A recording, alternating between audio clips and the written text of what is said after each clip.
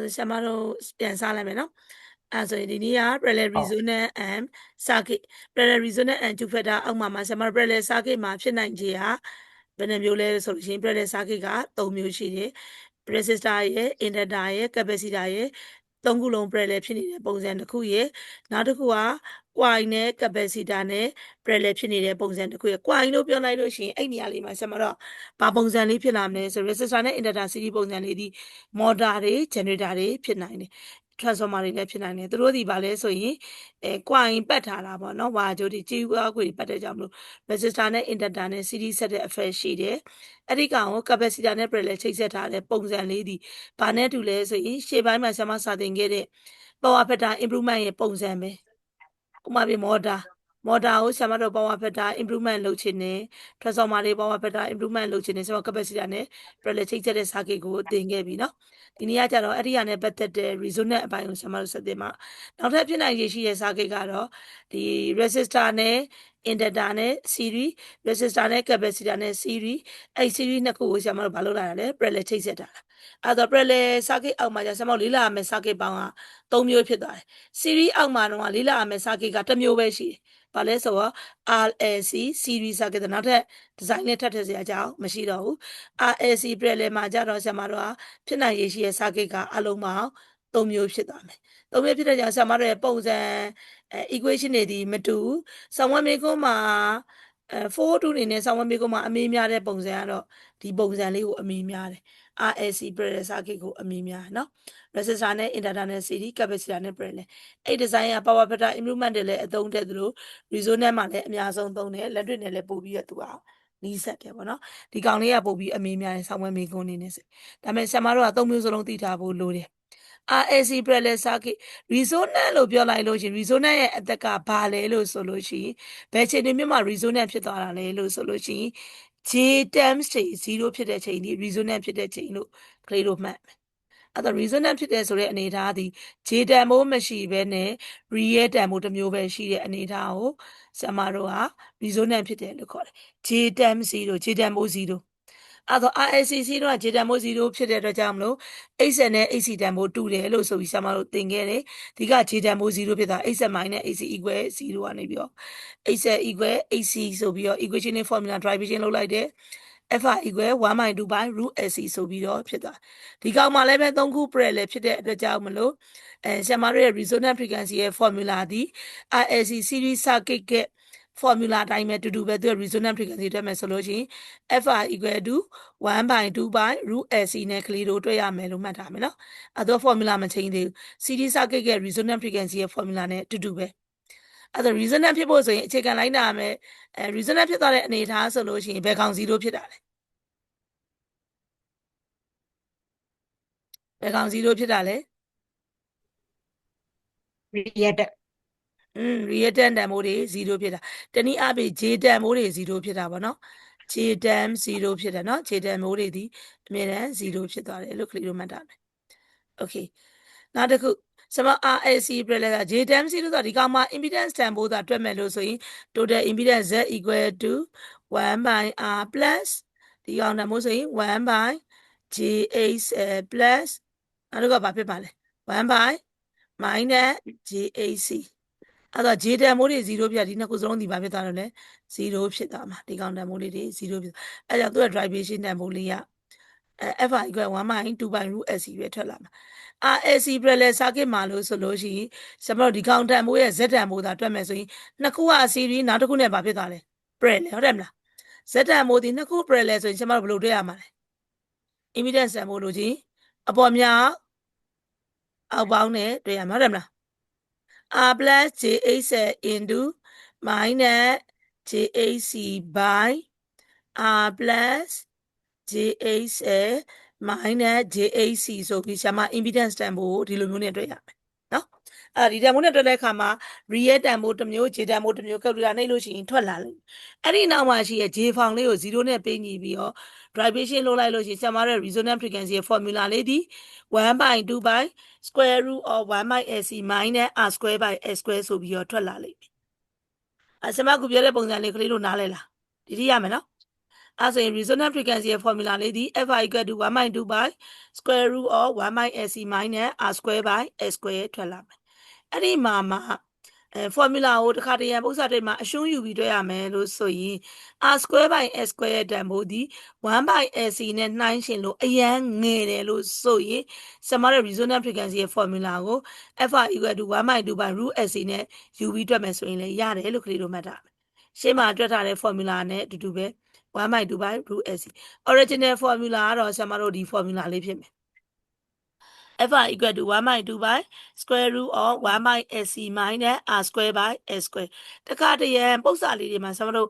resistor တန်ဖိုးမပေးဘူး inductor capacitor ပဲပေးတယ်ဒီ circuit လည်းဖြစ်နေတယ်ဆိုလို့ရှိရင်အရှုံးယူစားပြီးကလေးတို့တွက်မယ်လို့ဆိုရင်ဒီ formula နဲ့လည်းတွက်လို့ရတယ်เนาะဒါပေမဲ့ original formula ဒီကောင်ပဲမှတ်ရမယ်ကလေးတို့ဒီ formula နဲ့ပဲတွက်မယ် Fi equal to 1/2 by square root of 1 by AC minus R square by S square အဲ့တော့ R square by S square ရဲ့တန်ဖိုးဒီ1 by AC နဲ့ရှင်းလိုက်လို့အရန်ငယ်တယ်လို့ဆိုရင်ဆရာမတို့ကဒီကောင်တန်ဖိုးလေးကို neglect လုပ်လိုက်လို့ရှိရင် square root of 1 by AC square root of 1ဒီ1ဖြစ်တဲ့အကြောင်းလို့ဆရာမ formula ဒီ Fi equal to 1/2 by root AC နဲ့ပဲကလေးတို့တွေ့ရမယ်လို့မှတ်ထားပါအဲ့ဆို series circuit လေးတစ်ချက်မေးလိုက်အောင်မယ် series circuit ချိန်မှာ resistance impedance တန်ဖိုးဒီဘာနဲ့တူတာလဲ series ချိန်တော့ဘယ်သူမှတ်မိလဲနေရာမှာသင်ထားတယ်အခြေအနေတွေငါကလေးတွေအခြေအနေတော်တော်ကောင်းတာပဲ resistant နဲ့တူတယ်အဲ့လိုလုပ်ပါ confident level ဆိုဟိုက်ဖြစ်စမ်းမှာ series circuit မှာ J10 0မှာကျွန်မတို့တန်ဖိုးဒီ impedance တွက်တဲ့အခါမှာ Z equal to R plus J XL minus AC နဲ့တွက်ခဲ့တယ် J10 0ပြကြ impedance တန်ဖိုးဒီ R နဲ့ပဲတူတာလေ series circuit မှာဟုတ်တယ်မလားအဲ့တော့ parallel circuit မှာဆိုလို့ရှိရင်အဲ့ဒီလိုပဲ impedance တန်ဖိုးဒီ L by CR နဲ့တူတယ်သူဒီအာတမ်မို့တစ်ခုတည်းလို့ရေးလို့ရလားလို့ကလေးတို့ပြန်စဉ်းစားရေးလို့ဒီက line မကောင်းတာကျွန်တော် line မကောင်းတာအမှန်ကြီးကတော်တော်ထစ်နေဟုတ်လားကျန်တဲ့ကလေးတွေရောကြားလားဆမအတန်ကျွန်တော်ကတော့ပြေးပါတယ်ပြေးပါတယ်ကြည်ပါဒီလေဆိုအတသားသုံးဘက်ကဖြစ်နေရအဲ့ဒါကျွန်တော်မကောင်းတာမသိဟုတ်တယ်ဆမတော့မဟုတ်โอเคဆမတစ်ခေါက်ထပ်ပြောမယ်နော်ဆိုလို့ရှိရင် series circuit တုန်းက impedance Z ဒီ R နဲ့တူတယ် parallel circuit မှာဆိုလို့ရှိရင် impedance Z တန်ဖိုးဒီ RD နဲ့တူတယ်လို့ကလေးတို့မှတ်တာ RD equal to ဘယ်လို formula နဲ့တွက်မလဲဆိုရင် L by CR အဲ့တော့ဒီချက် impedance တုန်းက J terms က0ကြီးပဲလေ Z တန်ဖိုးဒီ R နဲ့ညီရမှာလားလို့မစဉ်းစားနဲ့နော်ပောက်ကစဉ်းစားလို့မရတော့ဒီအနေထားမှာဘာဖြစ်လို့လဲ parallel တွက်လိုက်လို့ရှိရင်ကျွန်မဒီလို series တွေ parallel တွေကနေပြီးတော့ J terms ပြန်ပြန်တွက်ထုတ်လိုက်မယ်ဆို real တန်ဖိုးဒီ R တန်ဖိုးတစ်ခုတည်းမကျန်တော့ဘူးကျန်တဲ့တန်ဖိုးလေးတွေပါဖြစ်လာအောင်ပါနော်ဒါကြောင့်မလို့ကလေးတို့နောက်တစ်ခုထပ်မဲ့ရမှာမှာ impedance တန်ဖိုးမှာparallel circuit မှာဆိုရင် impedance တန်ဖိုးဒီ RD နဲ့တူမယ် dynamic impedance လို့ခေါ်တယ်RD လို့သုံးလို့တချို့စာအုပ်တွေမှာကြားလို့ရှိရင် dynamic resistance လို့လည်းသုံးတယ်အခေါ်ကအတူတူပဲเนาะ dynamic impedance လို့လည်းသုံးတယ် dynamic resistance လို့လည်းသုံးတယ်တူပဲသင်္ကေတအားဖြင့် RD နဲ့လည်းသုံးတယ်တချို့တွေကြားလို့ရှိရင်လည်းတချို့ author စာအုပ်တွေကလည်း ZD လို့သုံးတယ်နော်ဒါဆရာမတို့ခုသင်နေတဲ့စာအုပ်ကကြတော့ RD နဲ့သုံးတယ် dynamic resistance RD အဲ့တော့ RD တန်ဖို့တက်မယ်ဆိုကျွန်တော်ဘာနဲ့တွေ့ရမလဲဆိုရင် L by CR နဲ့တွေ့ရမယ်ဒီညာလေးမှာ formula လေးကလေးတို့မှတ်ထားရမယ် series မှာတော့ resonance ဖြစ်လို့ရှိရင် Z equal to ဒီ R နဲ့တူတယ် parallel circuit မှာ resonance ဖြစ်ပြီးလို့ဆိုရင်Z တန်ဖိုးဒီ L by CR နဲ့ညီမယ် dynamic resistance နဲ့ညီမယ် formula အနေနဲ့ပြောရင် L by CR အဲ့ဆို impedance တုံးsorry series resonance တော့ impedance က maximum ဖြစ်သွားလား minimum ဖြစ်သွားလား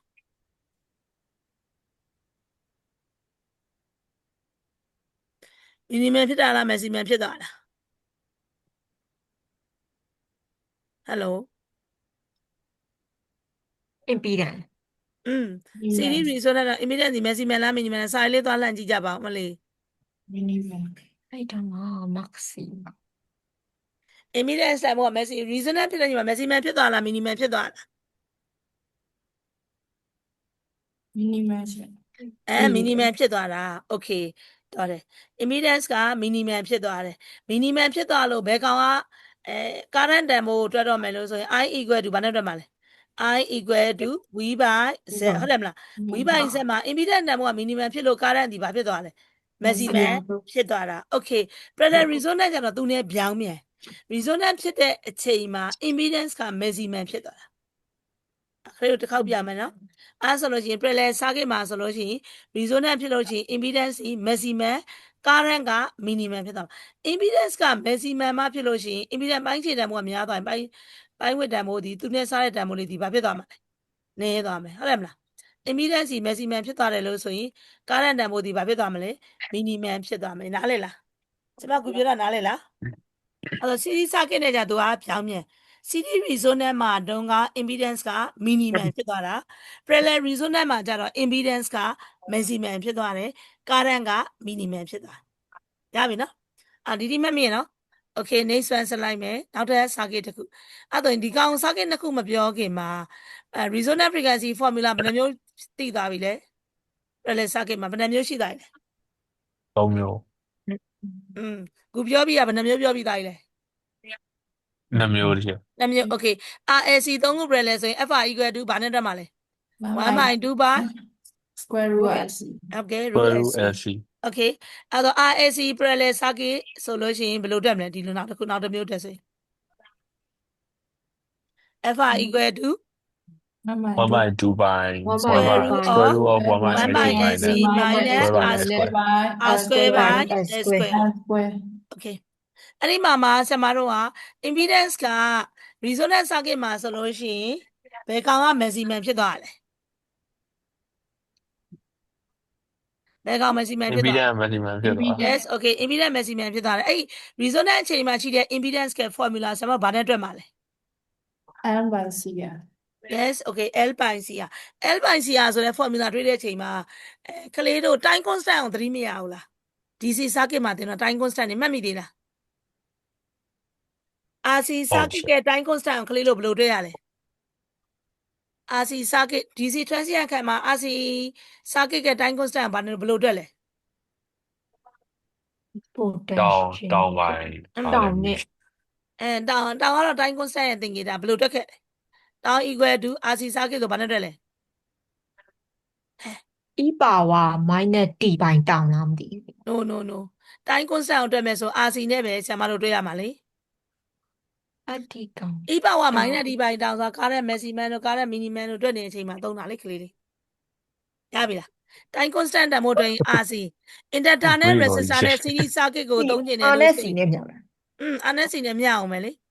အဲ့ဆိုနောက်တစ်ခုက inductor နဲ့ resistor နဲ့တွက်မယ်ဆို time constant ကိုဘယ်လိုတွေ့ရလဲ တောင်း ကိုယ့်ဘာကိုယ်ပဲပြောလိုက်ပါတော့မယ်ငါတော့အချက်ခွဲတော့မှာပဲ by I ဟုတ်တယ်ဘယ်သူပြောလိုက်တာလဲဆရာမကို formula လေးမှတ်မိတယ်တရား L by R okay နော်အဲ့နှစ်ခုကိုပေါင်းထားတယ်လို့ကလေးတို့အကြမ်းမြင်လို့ရတယ်သိလား inductor နဲ့ resistor ရဲ့ time constant က L by R capacitor နဲ့ resistor time constant က CR အဲ့နှစ်ခုပေါင်းရေးထားတာ dynamic impedance RD equal to the L by CR time constant ရဲ့ formula လေးတွေကလေးတို့မမေ့နဲ့နော်မှတ်မိရနော်ဒီတိရလား ဟုတ်တယ် okay အခုမှပြန်မှတ်မိ ဟုတ်ပြီမေ့သွားပြီနော်နည်းနည်းလေး ဟုတ်တယ် သင်္ကာရသဘောတရားအရာပေါ့သင်တဲ့ခါပဲရ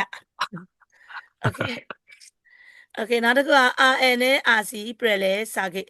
RN နဲ့ RC parallel circuit အတွက် resonance frequency ရဲ့ derivation လုပ်ပြီးတော့ထုတ်လိုက်လို့ရှိရင်ကျွန်တော်ထွက်လာတဲ့ formula က FR equal to 1 by 2 by root LC into square root of RL square minus L by C by RC square minus L by C အဲ့ဒါခုနက formula ရိုး series resonance တို့ RC 3ခု resonance formula ရဲ့အပြင်နောက်တဲ့ဗာလေးနဲ့ထပ်မြောင်နေရ root အကြီးတစ်ခုနဲ့ထပ်မြောင်ရတယ်လို့ကလေးတို့မြင်လာမျက်စိထဲမှာမြင်လားသူ့ရဲ့ formula လေးကိုကြည့်လိုက်ဘယ်လိုတွက်ထားလဲ FR equal to 1 by 2 by square root of LC နောက်တစ်ခုက square root of RL square minus L by C RC square minus L by C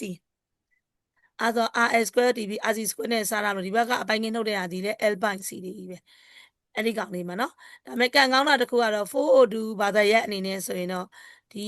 စာကိတ်ပိုင်းနေနဲ့မေးတာတော့ဆရာမသိပ်ပြီးတော့မမြင်ဘူးသေးဘူးတခါမှတော့ဆရာမရဲ့ experience ရတော့မမြင်ဘူးဒုတိယစာကိတ်အနေထိပဲမေးလို့ကလေးတို့ frequency formula အရှုပ်ထွေးတော့အရင်မတွေ့ရဘူးသေးဘူးဒါပေမဲ့ဆရာမတို့ကစုံအောင်လို့တော့တခါလေးလုပ်ထားလိုက်မယ်နော်အဲ့ဒါတတိယမြောက် frequency resonant frequency formula f r equal to 1/2 by square root of SC into square root of RL square minus L by C RC square minus L by C နားလည်မလားကလေးတို့ဒီထိနားမလည်လိုက်တဲ့အချက်ရှိလား hello ရလား တဲ့ အခြေအနေကောင်းသေးနော်အဲ့ဒါပြီးလို့ရှိရင်ဆရာမတို့ဘန်ဝိတ်ဆောင်းဝဲမေကိုမှာဘန်ဝိတ်ကမေကိုအမြဲတမ်းမေးတယ်ဆရာမဘန်ဝိတ်ကိုဆွဲပြခဲ့တုန်းကလိုက်နာမယ်စီမီလေးဆရာမပြောခဲ့တာလေးဘယ်သူမှတ်မိလဲအဲ့ဒီအခြေခံတစ်ခုနားလည် parallel circuit ကလည်းအဲ့ format frame နဲ့သွားမှာ horizontal နဲ့ဒီဘာတန်ဘိုးပဲထားမယ်လို့ဆရာမပြောခဲ့တယ် current horizontal နဲ့ဒီဘာတန်ဘိုးပဲထားမယ်လို့ပြောခဲ့တယ် sorry horizontal ဆို frequency yes okay ကိုကျော် frequency ကိုပဲထားရမှာဘာဖြစ်လို့လဲဆိုတော့ဆရာမဘန်ဝိတ်ကိုဆွဲမှာမလို့ horizontal နဲ့ဒီ frequency ပဲလိုက်နာရမယ်လို့ပြောတာ vertical မှာဘာတန်ဘိုးကိုထားမယ်လို့ဆရာမပြောခဲ့တယ် current maximum value ကိုထားရမယ်လို့ဆရာမပြောခဲ့တာတော်တယ်ကိုကျော်အားဆိုလို့ရှိရင် series circuit တော့ဘယ်ကောင် maximum ဖြစ်ခဲ့တာလဲ current current maximum ဖြစ်လို့ဆရာမတို့ current ကိုထားခဲ့တာခု parallel circuit မှာဘယ်ကောင် maximum ဖြစ်သွားလဲ impedance yes okay impedance ဒါကြောင့်မို့ဒီကောင်တန်ဖိုးဒီ impedance တန်ဖိုးက maximum လို့ခရီးတို့မှတ်ရပြီလား maximum တန်ဖိုးကိုထားတယ်လို့ခရီးတို့လိုက်တာအဲ့ဒါဆိုကျွန်တော်လိုက်နာတဲ့ format frame ဒီအဲ့ပုံစံတိုင်းဆွဲထားတာသူရဲ့ vertical နဲ့ horizontal နဲ့ဒီအဲ့တိုင်းဆွဲထားတာအဲ့ဒါရေပင်ကြီးဒီ frequency တွေထားမယ် vertical exit ဒီ maximum value ကိုယူပြီးတော့ဆွဲတာဒါကြောင့်မလို့ series circuit က bandwidth ကိုဆွဲတဲ့အချိန်မှာ vertical exit ဒီ current ဒီ maximum ဖြစ်လို့ current ထားတယ်ခု parallel resonance circuit မှာ impedance ဒီ maximum ဖြစ်မှာမလို့ impedance ကိုထားတယ်အဲ့ဒါပြီးလို့ရှိရင်ဆရာမတို့ resonant frequency နေရာတစ်ခုသတ်မှတ်လိုက်တယ်နောက်ဒီဘက်ချမ်းလေးကတန်ဖိုးလေးဒီ resonant ဒီဘက်ချမ်းဒီအငယ်ဖြစ်တာမလို့ဒီဘက်ချမ်းမှာရှိတဲ့ frequency ဒီ resonant frequency တဲ့ငယ်တယ်ဒီဘက်မှာရှိတဲ့ frequency ဒီ resonant frequency တဲ့ကြီးတယ်ဒါဆိုခလေးတို့နားလဲမယ်နော်အဲ့ဒီကနေပြီး resonant frequency အချိန်မှာဆိုလို့ရှိရင်ကျွန်တော်တို့ဘယ်တန်ဖိုးဒီ maximum ဖြစ်သွားလဲ impedance ဒီ maximum ဖြစ်သွားတယ် impedance ဒီဘာနဲ့တူလဲဆိုရင် RD နဲ့တူတယ် RD equal to L by CR သူ့ထက်များစရာတန်ဖိုးများစရာကြောင့်မရှိတော့ resonant frequency အောင်ငယ်လို့ရှိရင် impedance တန်ဖိုးတွေတဖြည်းဖြည်းပြန်ပြီးတော့နည်းသွားမယ် resonant frequency တဲ့ကျော်သွားလို့ရှိရင် impedance တန်ဖိုးတဖြည်းဖြည်းပြန်ပြီးတော့နည်းသွားမယ်ဒါဒီသူ့ရဲ့ format frame ကိုတီဆောက်လိုက်တဲ့ RLC circuit ဒီ parallel ချိတ်ဆက်လိုက်ပါပြီလို့ဆိုတာနဲ့ပြန်နေတယ်စမုတ်ထွက်လာမယ် bandwidth structure ဒီပုံစံတိုင်းပဲလာမယ်အဲ့တော့မှ bandwidth ကိုလိုချင်ပါတယ်လို့ဆိုရင်ဒုတိယမြောက်လိုင်းနာမယ်စီးမြင်းဒီ RD တန်ဖိုးထက်ဘယ်လောက်ငယ်ပါလဲ RD တန်ဖိုးကိုတီးပြီးတော့ဘယ်လောက်နဲ့စားလဲခုနကတော့ဆရာမတို့ series circuit က √2 နဲ့စားခဲ့တာဟုတ်တယ်မလားအဲ့ဒါဒီကောင်တန်ဖိုးတီလဲ √2 နဲ့စားမယ် RD by √2 လို့သုံးကျင်သုံးမသုံးကျင်နောက်ထပ်ဘယ်လိုသုံးလဲ1 by √2 ရဲ့တန်ဖိုးတီဘယ်လောက်နဲ့ညီရလဲ 0.707 RD ဒီကောင်ဒီ1 RD ဒီကောင်ဒီ 0.707 RD အနေထားနေပြီးတော့ဒီဘက်ကို dotted line နဲ့ဆွဲလိုက်မယ် frequency ကတ်ပေါ့အဲ့တော့ပထမတစ် point ထိတဲ့အမှတ်ဘာလို့ခေါ်မှာလဲ F1 lower half frequency ဟုတ်ပြီနော်နောက်တစ်ခုကကြာလို့ရှိရင်ဘာတန်မိုးလဲဆိုရင် F2 တနည်းအားဖြင့်ရှေ့မှာတော့ခေါ်ခဲ့တယ် F1 F2 ရဲ့တန်မိုးလေးဘာလို့ခေါ်ခဲ့လဲ series circuit တော့ဘာလို့ခေါ်ခဲ့လဲ half power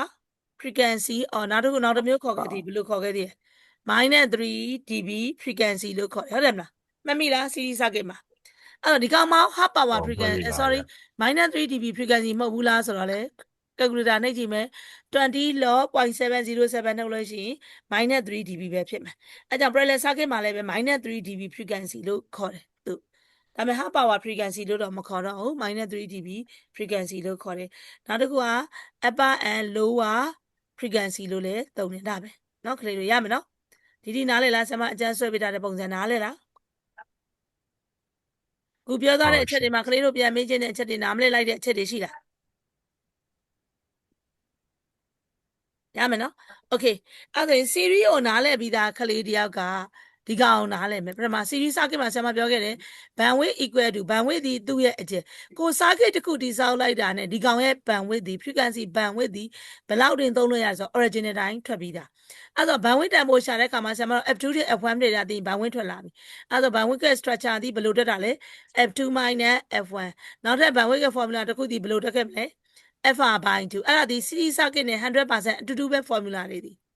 ထိအတူတူပဲနားလည်မယ်နော်အဲ့တော့ bandwidth ရဲ့ format frame ဒီ f2 minus f1 နောက်ထပ် bandwidth ကိုထပ်တွက်လို့ရတာဒီ fr by 2အဲ့ဒီမှာမှကျွန်တော်တို့ 2 factor တန်ဖိုးရဲ့ formula လေးထပ်ပြီးတော့ရေးရမှာ series circuit တော့ 2 factor ရှာဖို့အတွက် 2 factor အရှေ့ကဘာလို့ခေါ်လဲ 2 factor ဆိုတော့ဘာလို့ခေါ်တာအရှေ့ကဘာလဲ qualification factor series circuit မှာ 2 factor ရှာလို့ရတဲ့ formula ပေါင်းဘယ်နှခုရှိလဲ 5ခု yes ကိုကြောအဲ့စမ formula ပြော VL by V VC by V HL by R AC by R 1 by R equals square root of L by C okay အဲ့တော့ parallel resonance အနေနဲ့ဆိုရင်တော့ 2 factor 3မျိုးပဲသုံးလို့ရမယ်လို့ခရီးတို့မှတ်တာနော် VL by V HL by R 1 by R into square root of L by C အဲ့ဒီသုံးခုနဲ့ပဲဆက်မောက်တက်လို့ရမယ်ဒါဆို 2 factor လေးရပြီလို့ဆိုလို့ရင်ခရီးတို့ bandwidth တက်လို့ရသွားပြီနောက်တစ်မျိုး resonance frequency ကိုတွက်မဲ့ formula ဒီ series circuit တိုင်းတူတူပဲနောက်တစ်မျိုးဟာ square root of f1 f2 နဲ့ခရီးတို့တွက်ရမလားအဲ့တော့ဒီနားလဲလားခရီးတို့မရှင်းလိုက်တဲ့ဟာရှိလားကျော်ကလေ RT ပိုင်း root 2လေးကပါလဲရှင်ပုံမှာပါတဲ့ဟာလေး RT ပိုင်း root 2လေ RT တန်ဖိုးတဲ့ root 2အစငယ်တဲ့ချိန်လေးဒါ1 by root 2အစငယ်တဲ့ချိန်လေးဒီမှာလေ0.707 RT လေ series circuit ကိုပြန်သွားပြီမယ် IR လေ IR ပိုင်း root 2တွေ့လား series circuit တော့ current maximum current ထားတယ် current နဲ့1 by root 2စငယ်တဲ့ချိန်မှတ်မိလားဒါလင်းချိန်လို့ရပြီလားကလေးဟုတ်စိတ်နေရေးရှယ် Okay ရမယ်နော်ဆရာမတစ်ခေါက်ပြန်ပြောမယ်ကလေးအဲ့ဆို resonance circuit parallel resonance နဲ့ပတ်သက်လို့ကလေးတို့လေ့လာရမယ် circuit ဒီဘယ်နှမျိုးပဲရှိလဲဆိုရင်3မျိုးပဲရှိတယ် RLC 3ခု resistor တီးတန်း capacitor တီးတန်း inductor တီးတန်း3ခုစလုံး parallel ဖြစ်နေလို့ရှိရင် resonance frequency formula ပြောဘယ်လိုတွေ့ရမှာလဲ F equal to 2 by square root S yes okay good job 2 by square root AC ဒုတိယမြောက် formula ပြောဒုတိယမြောက်ကကြတော့ resistor နဲ့ inductor နဲ့ series အဲ့ circuit ကို capacitor parallel ဆိုဘယ်လိုတွက်မှာလဲR equal to 1 by 2 by 1 square root by of AC minus R square by L square okay good job တတိယမြောက် formula resistor နဲ့ inductor နဲ့ series နောက်တစ်ခါ resistor နဲ့ capacitor နဲ့ series အဲ့ series နှစ်စုံကို parallel ဖြစ်မယ်ဆိုရင် resonance frequency ရဲ့ formula လေးပြော 1.2 by square root of LC into square root of RL square minus L by C by RC square minus L by C okay အဲ့ဆိုရင် parallel resonance မှာကျမတို့ရဲ့ impedance တန်ဖိုးဒီဘာနဲ့တူမှာလဲ dynamic resistance နဲ့တူမယ်ဟုတ်တယ်မလား dynamic impedance နဲ့တူမယ် RD equal to L by CR yes okay good job RD equal to L by CR နဲ့တွက်မယ်ကျန်တဲ့ bandwidth ကိုဆောင်းမမေးကိုမှာ bandwidth ဆွဲခိုင်းနေတယ်နော် series resonance parallel resonance bandwidth တွေဆွဲခိုင်းနေတယ်အဲ့ကြောင့်ကလေးတို့သိရအဲ့ဆိုရင် horizontal axis ဒီဘာထားရမလဲဆိုရင် frequency ထားမယ် vertical axis ဒီ maximum value တန်ဖိုးထားမယ် parallel resonance မှာ maximum value ကဘယ်ကောင်ဖြစ်သွားလဲimpedance ဒါကြောင့် vertical မှာ impedance တန်ဖိုးထားပြီးတော့တွက်မယ် bandwidth ကိုတွက်လို့ရတဲ့ formula နှစ်မျိုးပြောပါလေ bandwidth equal to y equal to f2 minus f1 yes okay နောက်တစ်ခုက bandwidth equal to y equal to alpha by 2 alpha by 2 okay နောက်က resonance frequency ကို f1 f2 နဲ့တွက်လို့ရတဲ့ formula ပြော f equal to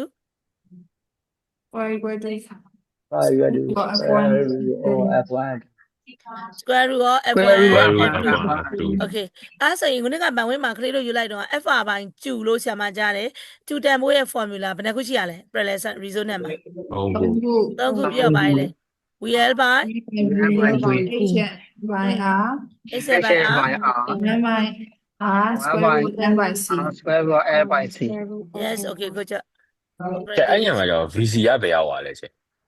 VC က capacitor တစ်ခုလုံးနဲ့ parallel ကြီးဖြစ်နေတာသူကဒါကြောင့် VC by V လို့သုံးလို့မရအောင် VC နဲ့ V နဲ့တူပြီးသားဖြစ်နေတာဒါကြောင့် series VL မှာ by V VL by VC ဆိုပြီးလာလို့လေ ဟုတ်တယ်ခုနကရှေ့မှာကြတော့ RLC series ကြတော့ JDM ဆိုတော့ XN နဲ့ AC နဲ့တူနေတော့ VL နဲ့ VC ကအမြင်တမ်းတူနေတော့သူ့ကိုယူသုံးလို့ရ parallel circuit မှာကြတော့ resistor နဲ့ inductor series ဖြစ်သွားပြီးတော့ capacitor နဲ့ parallel capacitor ဒီ voltage နဲ့ parallel ဖြစ်တယ်ဆိုရင်သူဒီ voltage ကသွားတူနေမှာအဲကြောင့် VC by V နဲ့သုံးခြင်းကိုတားမြစ်ထားတယ်ရပြီနော်ကလေး ဟုတ်ကဲ့